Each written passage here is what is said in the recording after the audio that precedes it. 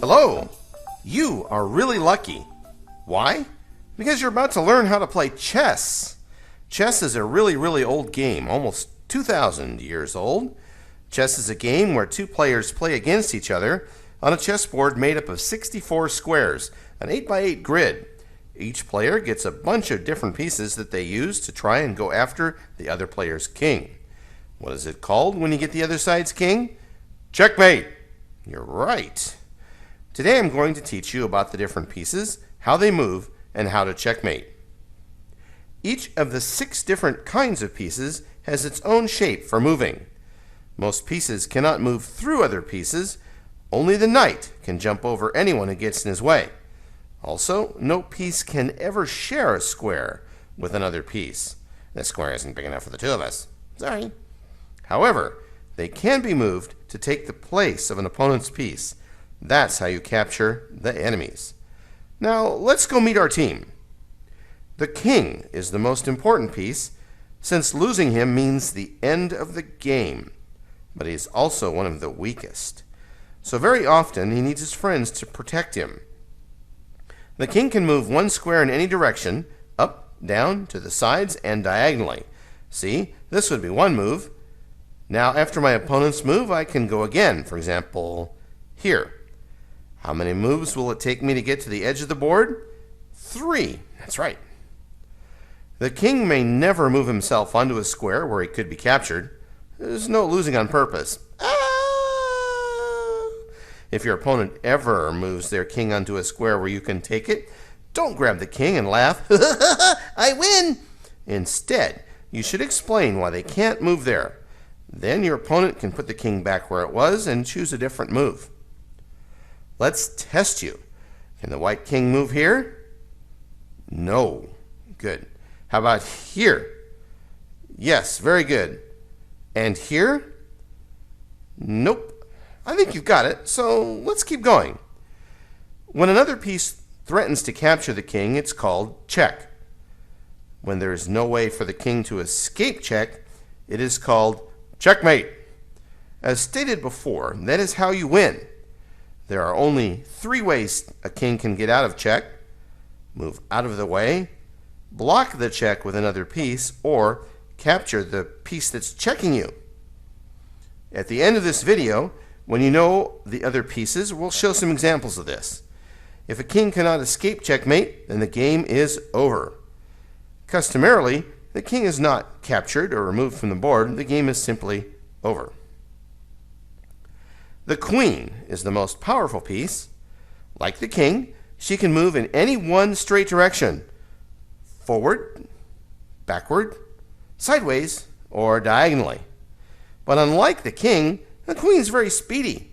In fact, she can move as far as you like, as long as she does not move through any other pieces. Hold on. And, like with all other pieces, if the queen captures an opponent's piece, that's the square she stops on. All right, 30 seconds, super intense practice. Can the queen move here? No way! She doesn't have a teleporter to go anywhere. She has to follow a straight line. Okay, how about here? Yes, good. Can she capture this piece? You bet. How about this one? Yeah, him too. And this one? Wow, the queen is pretty strong, right? All right, let's test how fast she is. Can she get to the top of the board in one move? Yes. And what square would she land on? That one. How many moves would it take her to go to the left side? 2. Test complete. She's very fast. The rook is also sometimes called a castle. Some of my friends like to call it a tower of power. That's because usually rooks look like towers or castles, and they're pretty strong too. The rook moves much like the queen as far as it wants, along straight lines, but only forward, backward, and to the side. Easy peasy. Let's get right to practice. Since practice makes good, that rook right there, can he move here? Can he move there? Can you catch this piece? How long to get to that side of the board? Very good. Next is the bishop. Bishop is the other half of the queen. It moves as far as it wants, but only diagonally. When I was a kid, my brother and I used to stack a bishop on top of a rook to be an extra queen. In the starting position, the bishop sits next to the king and queen, like advisors.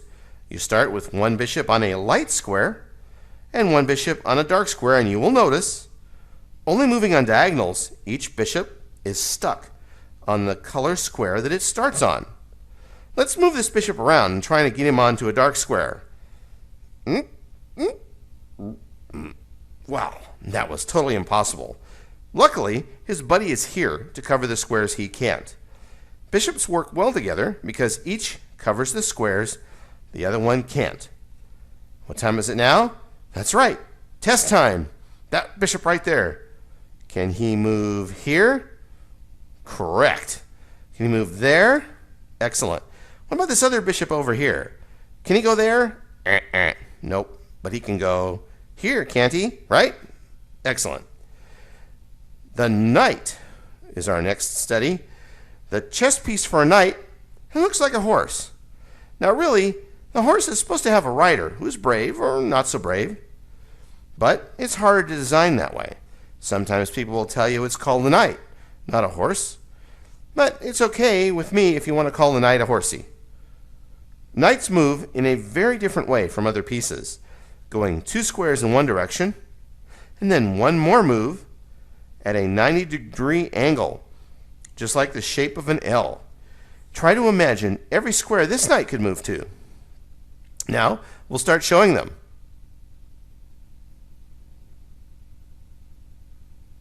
Knights are also the only pieces that can move over other pieces.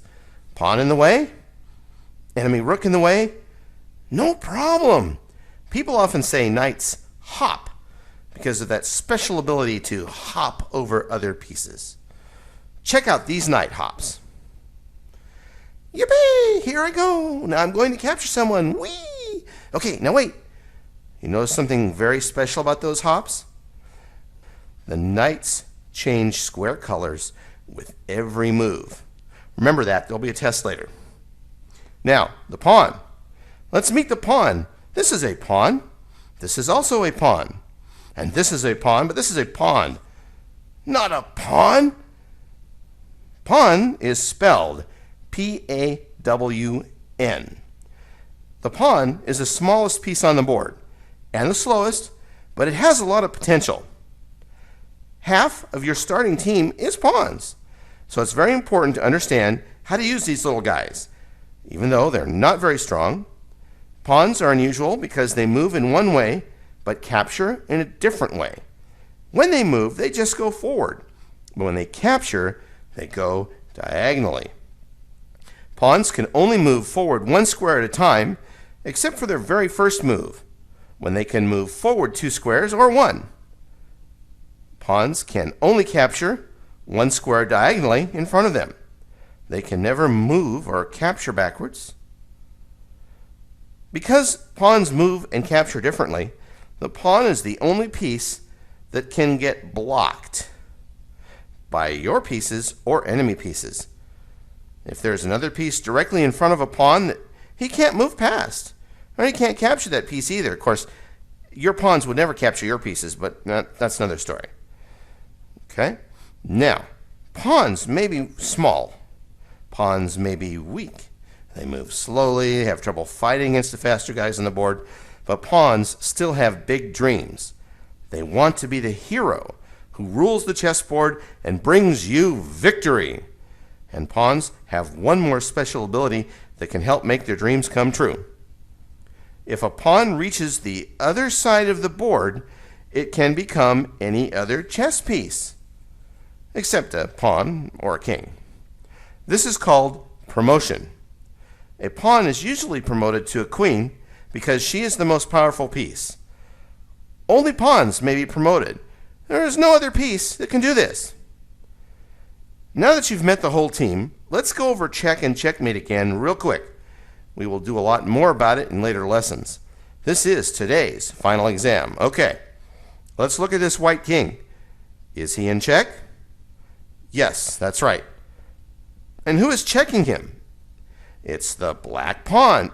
No, not the pond, the pawn. Okay, so what are the 3 ways for white to save their king and the game? That's right. He could run away. Someone could get in between them, or you could capture the pawn. So where could the king run? Here, here, and here. But not there. If the king went there, someone else on that pawn's team would get him. You see it? That's right. The mighty rook. Okay, how about getting in between the king and the pawn? Can anyone do that? Don't be silly. They're standing next to each other. There's no in between. What about capturing the pawn? Do you have any pieces that can do it? How many? Let's see. There's the king, the knight, and the queen. That's 3. Okay, good. One last puzzle. Which king is in check? If you said black, you're wrong. Okay, just joking around. The answer is the white king. Which black piece is attacking him? Is it this pawn? No. This pawn? No. This knight? No. Well, of course, those pieces are all on the wrong side of the board. What about this bishop? That's right. He can go all the way across the board. Okay, so how can white escape check? Which squares can his king move to? There's only one safe square, one step to the right.